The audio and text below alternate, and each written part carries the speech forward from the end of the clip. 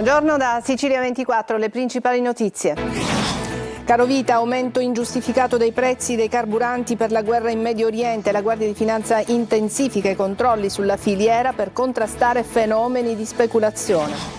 Strage di Altavilla, in aula Massimo Carandente racconta i riti e le torture ma nega di aver agito, pensavo fossero tutti indemoniati.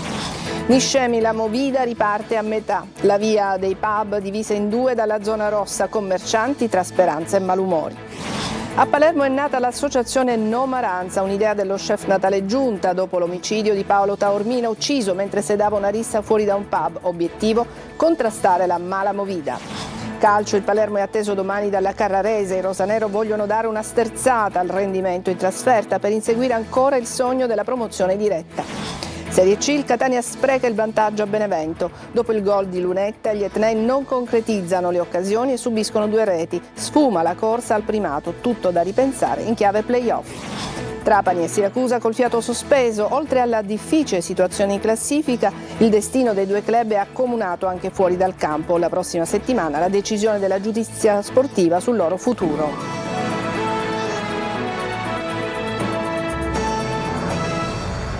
Bentrovati, prime ripercussioni sulla guerra in Medio Oriente, gasolio agricolo è alle stelle con lo scoppio del conflitto appunto in Medio Oriente. A risentirne è l'intero comparto primario dell'isola. Confagricoltura chiede controlli contro la speculazione e aiuti alle imprese. Veronica Barbarino. Non si sono fatti attendere gli effetti dell'operazione militare USA-Israele contro l'Iran. A pochi giorni dallo scoppio del conflitto in Medio Oriente, il prezzo del gasolio agricolo ha registrato un'impennata improvvisa, mettendo in difficoltà le aziende del settore primario anche in Sicilia. Il costo del carburante utilizzato nei campi è aumentato di oltre il 35%, un rincaro che arriva proprio alla vigilia dei lavori primaverili nei campi.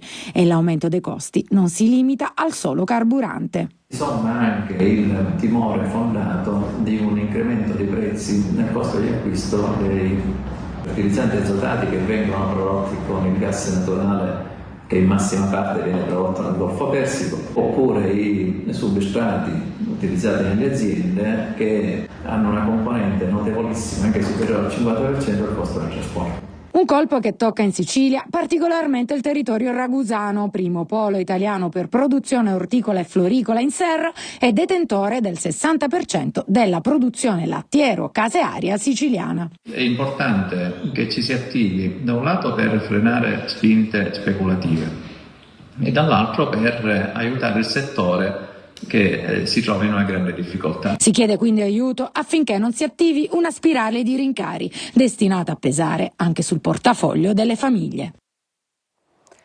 E mentre aumentano i prezzi dei carburanti alla pompa per la guerra in Medio Oriente, la Guardia di Finanza annuncia l'avvio di controlli serrati per evitare fenomeni di speculazione ingiustificata. Manlio Viola. Sale il prezzo del petrolio a causa della guerra in Medio Oriente e salgono i prezzi dei carburanti anche alla pompa qui in Italia, ma cresce parallelamente il rischio di speculazioni. Per questo motivo la Guardia di Finanza avvia una serie di controlli su disposizione del Ministero dell'Economia in raccordo con quello del Made in Italy. Le fiamme gialle su tutto il territorio nazionale stanno eseguendo una serie stringente di verifiche che riguarderanno non solo l'andamento dei prezzi, ma anche eventuali accordi anticoncorrenziali. Si parte dal controllo della corretta indicazione dei prezzi alla pompa e del prezzo medio regionale come disposto dalla legge, in modo che il consumatore sia informato su quanto dovrà pagare. Allo stesso tempo, tenuto conto che rapide oscillazioni dei prezzi al consumo possono alimentare il rischio di maggiore ricorso a canali illeciti di approvvigionamento, sarà intensificato il controllo economico del territorio per far emergere eventuali condotte di evasione o di frode. Da oggi è stato anche avviato un sistema di monitoraggio dell'andamento dei valori di mercato dei prodotti energetici in tutte le fasi di commercializzazione per impennate improvvise ingiustificate e slegate dall'andamento dei prezzi, così come per notare eventuali cali repentini dei costi che possono nascondere il ricorso a carburanti illegali, sofisticazioni, carburanti annacquati o fenomeni di evasione delle accise in sede di uscita del carburante dai depositi fiscali. Grave incidente è avvenuto nella tarda serata di ieri a Canicattì sulla stradale statale 122. Il bilancio è di un morto e 2 feriti. Nello scontro tra un camion che trasportava cavalli e un fuoristrada ha perso la vita Vincenzo Vigna, di 76 anni, di Mussomeli. Intanto è morto in ospedale a Palermo il secondo albanese coinvolto nell'incidente stradale di lunedì scorso a Naro. Tili Pilinci, 39 anni, era alla guida dell'auto. E torniamo a parlarvi della strage di Altavilla. Continua il processo, a 2 anni di distanza va avanti, è stato sentito sul massacro di una famiglia durante un esorcismo. In aula la deposizione è avvenuta di Massimo Carandente. Erano indemoniati, ho visto tutto con questi occhi, ha detto. Lorena Dolci. Una palla nella pancia, voci che urlano dal fuoco, corpi che si agitano all'unisono sotto le torture.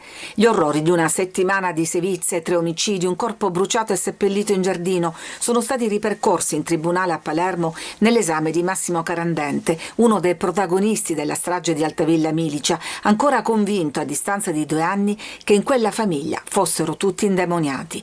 Pensavo che Manuel sarebbe resuscitato dopo il rito di purificazione, ha raccontato l'uomo che insieme alla compagna Sabrina Fina si è unito alla famiglia per portare avanti gli esorcismi finiti nel sangue. Mentre bruciava il corpo di Antonella, dal fuoco ho sentito una voce che parlava, poi le urla che uscivano dalle fiamme, riferisce Carandente. Lui che assiste a tutto come in un film, ma non partecipa, anzi all'inizio ho provato a fermarli, dice, ma poi ho desistito perché in fin dei conti Antonella e i figli erano invasi dai demoni. Erano cose concrete, le vedevo con i miei occhi e ci credevo.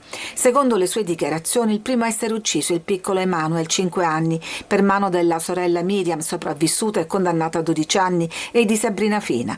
Poi tocca a mamma Antonella, uccisa dal figlio Kevin, incitato dal padre Giovanni Barreca che gli urlava: «Vedi, è lei il mostro che ha ucciso tuo fratello, non è tua madre, è un mostro». Poi è il turno dei 2 fratelli. Gli abbiamo fatto bere una siringa di caffè ed entrambi vomitarono, ha detto Carandente in aula. Ma Kevin vomitò anche una ciocca di capelli biondi. Fu il segnale che anche lui era posseduto e per questo venne ucciso. A Niscemi la Movida prova a ripartire, ma lo fa in una situazione surreale. In via 4 novembre alcuni locali hanno riaperto dopo oltre 40 giorni di stop, mentre altri a pochi metri di distanza restano chiusi perché ancora in zona rossa dopo la frana che ha colpito l'area del Belvedere. Gerry Italia. Via 4 novembre prova lentamente a tornare alla normalità. Da sabato alcune attività hanno rialzato le saracinesche dopo oltre 40 giorni di chiusura forzata, ma la strada simbolo della Movida di Niscemi oggi appare divisa a metà. Da un lato i locali aperti, dall'altro quelli rimasti nella zona rossa e ancora chiusi. Sarà dura adesso ripristinare dopo 40 giorni tutto, e far ritornare i clienti, far ritornare la fiducia alle persone di tornare con tranquillità in piazza, ma ci stiamo impegnando. La speranza di ripartire quindi, ma anche la consapevolezza che non per tutti sarà possibile. A pochi metri di distanza il locale di Damiano Schembri, proprio a ridosso del Belvedere, ricade infatti nella cosiddetta zona nera e non potrà mai più riaprire. Sarà molto difficile rinnovarci di nuovo in un altro punto. Guardandoti alle spalle cosa provi? Amarezza e tristezza. Intanto nei locali che hanno potuto riaprire i clienti stanno lentamente tornando. Un po' di clienti sono tornati, stiamo ritornando alla normalità piano piano. Una situazione che crea inevitabili malumori tra gli esercenti proprio per la vicinanza tra attività aperte e altre rimaste chiuse. Affronteremo appena possibile con chiaramente chi di competenza per dare soluzioni anche a coloro i quali hanno lamentato questo fortissimo disagio. Intanto la città prova a riprendersi la sua vita. Tra luci riaccese, tavolini all'aperto e locali ancora serrati, la Movida di Niscemi resta sospesa tra ripartenza e ferite ancora aperte. E a Palermo, dopo le intimidazioni allo Zena ai dipendenti di una ditta incaricata della RAP mentre stavano rimuovendo rifiuti, oggi è stata affiancata a 2 pattuglie dei vigili urbani. Questo fanno sapere dal Comune per garantire condizioni di sicurezza e serenità agli operatori impegnati negli interventi del quartiere. Adesso una pausa, a tra poco.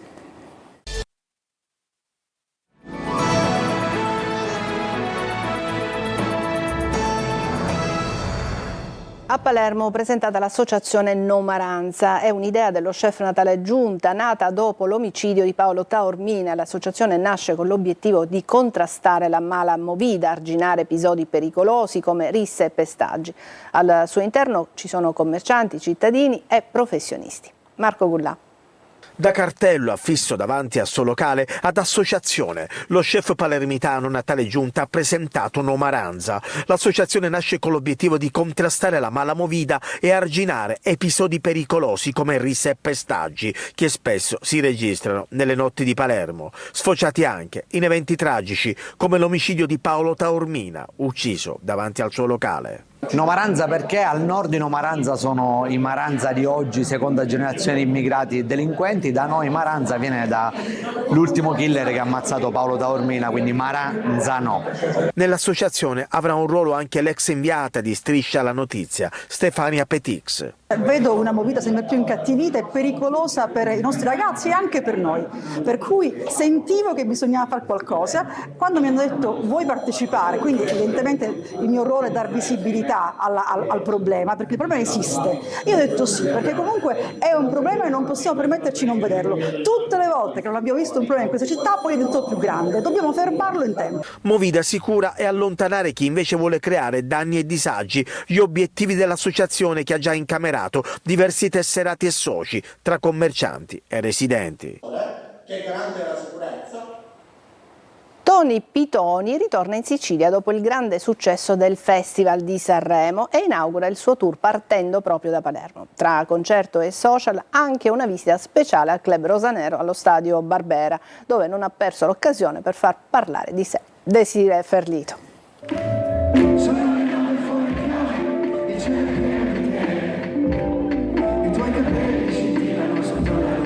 Un personaggio che divide. Il siracusano Tony Pitoni ritorna nella sua Sicilia dopo il grande successo del Festival di Sanremo, che lo ha visto trionfare alla serata cover con The Ladies of Trump insieme a Dito nella piaga, per il primo spettacolo del suo tour al Golden di Palermo. Apprezzo di Tony è la politicità a livello musicale, perché nel suo album trovi di tutto, dal funky alla trap, tutto. Il più giovane tende a cogliere di più la satira che c'è dietro le sue canzoni, quindi non penso siano testi fatti con troppa serietà, ecco. Musica, ironia e provocazione. Il performer punta più sull'intrattenimento immediato e sulla costruzione del personaggio che su una proposta musicale strutturata. Tony Pitoni coinvolge il pubblico, gioca con l'assurdo e trasforma il suo concerto in uno show quasi teatrale.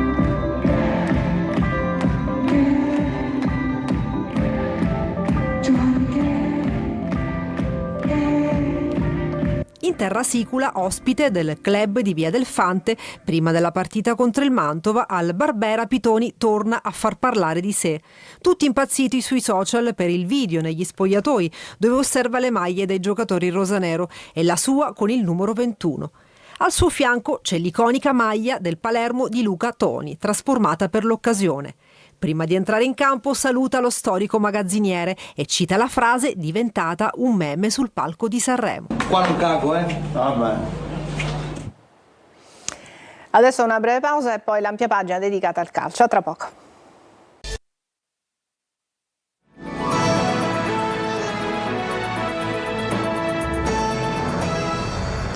Eccoci al calcio. Il Palermo, dopo la vittoria sul Mantova, domani sarà atteso dalla Carrarese. Rosanero vogliono dare una sterzata al rendimento in trasferta per inseguire ancora il sogno della promozione diretta. Marco Gullà.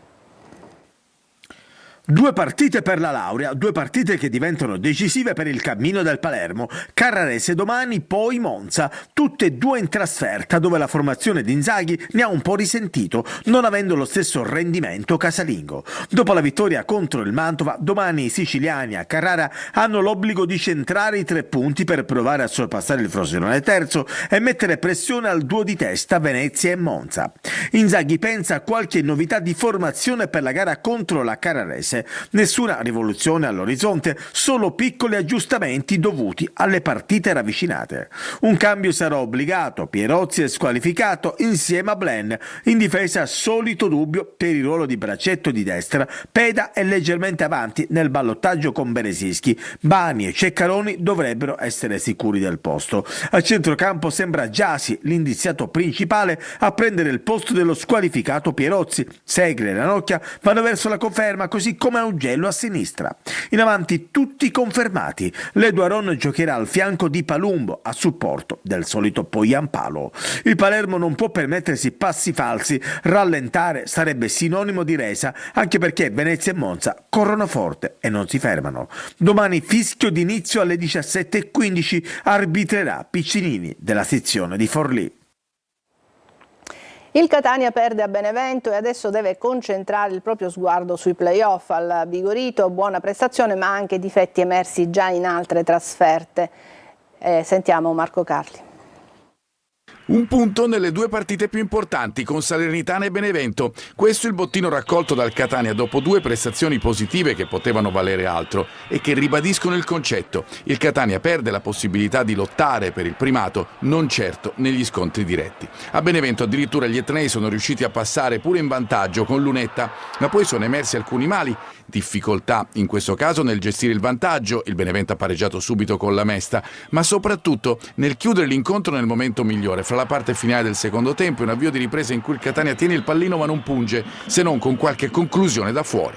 Noi in certi momenti dove potevamo essere più fortunati, avere qualche punto in più, non ce l'abbiamo avuto. Poi è normale che sotto l'aspetto mentale e psicologico quando hai un certo vantaggio gestisci in maniera diversa le partite, invece che tu devi rincorrere sempre, devi vincere, magari perdi lucidità. A Benevento Toscano, consapevole dell'unico risultato utile per tenere viva la corsa al primato, cambia e prova a vincerla con Caturano e Bruzzaniti, ma segna il Benevento che contrariamente al Catania concretizza l'occasione con l'attaccante più caldo del momento, cioè Mignani, che entra e fa gol. C'era rammarico, questa è la verità, speravamo, pensavamo, ci auspicavamo di venire qua e portare a casa i 3 punti, così non è stato. Trapani e Siracusa devono fare i conti con una situazione difficile in classifica, ma anche fuori dal campo. Il loro destino è accomunato alla decisione della giustizia sportiva. Sentiamo Francesco Triolo. Multe e deferimenti che non aiutano, ma Trapani e Siracusa non vogliono mollare. Il cuore del Siracusa ha portato al pareggio di Casarane a tenere ancora viva la speranza, nonostante sia arrivata proprio in concomitanza con la gara la comunicazione di un altro deferimento, il secondo, che porterà ad una nuova penalizzazione in classifica. I ragazzi di Marco Turati però ci hanno messo tutto nella trasferta pugliese, si è visto con occasioni create, gol sfiorati e gioco che testimonia come la squadra c'è. Domenica pomeriggio arriva il Giuliano al De Simone, che è lontano 7 punti e che difficilmente potrà essere raggiunto, ma è l'occasione per cercare, almeno per il momento, di superare in classifica il Foggia e lasciare l'ultimo posto in classifica. Situazione pesante anche a Trapani. Il presidente Antonino è stato multato di 8.000 euro per dichiarazioni lesive sulla giustizia sportiva e attende anche lui l'esito del nuovo deferimento per irregolarità amministrative. Il rischio pesante è quello dell'esclusione dal campionato e anche la sconfitta di Cerignola pesa, e non poco, non tanto per il risultato quanto per la prestazione in campo di giocatori che ormai risentono del clima che si respira anche all'esterno del rettangolo di gioco. C'è poca fiducia e questo non aiuta. Domenica al Provinciale arriva il Crotone, reduce dalla vittoria sulla Cavese e in piena zona play-off. È tutto per questa edizione di Sicilia 24, prossimo appuntamento alle 14. Grazie per averci seguito, buona giornata.